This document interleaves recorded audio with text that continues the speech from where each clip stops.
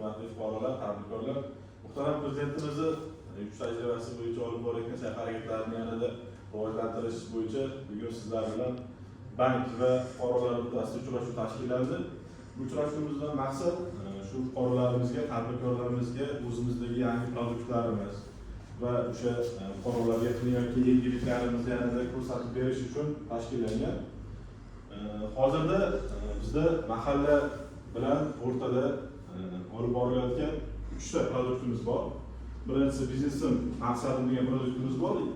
Summasi 25 million so'mgacha o'zimiz bank qilgan fuqarolarga 3 yil muddatga beriladi. Sug'urta yoki kafillik asosida. Ikkinchi produktimiz mahalla loyihasi degan produktimiz bor. Bunisi 50 million so'mgacha 48 oy muddatga 5% majburiy sug'urta bilan beriladi. Uchinchi produktimiz yangi chiqdi. Mahalla biznesi degan produktimiz ochildi. Bu ham 48 oy muddatga 50 million so'mgacha faqat kafillik asosida chiqarib beriladi. Yana bundan boshqa bizda muqobil biznes degan kreditlar, mahsulotlarimiz bor. Ipoteka, ta'lim kreditlarimiz va avtokreditlarimiz bor.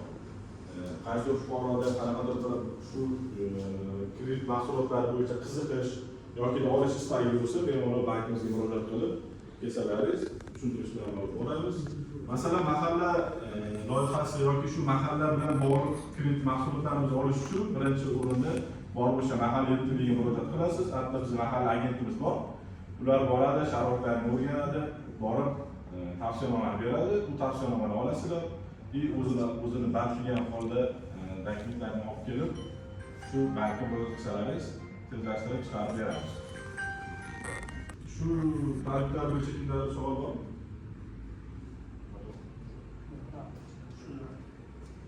Qanaqadir bir murojaat yoki savollar bo'lsa, bemalol murojaat qilsangiz bo'laveradi. Hammalaringizga rahmat. Sog' bo'ling.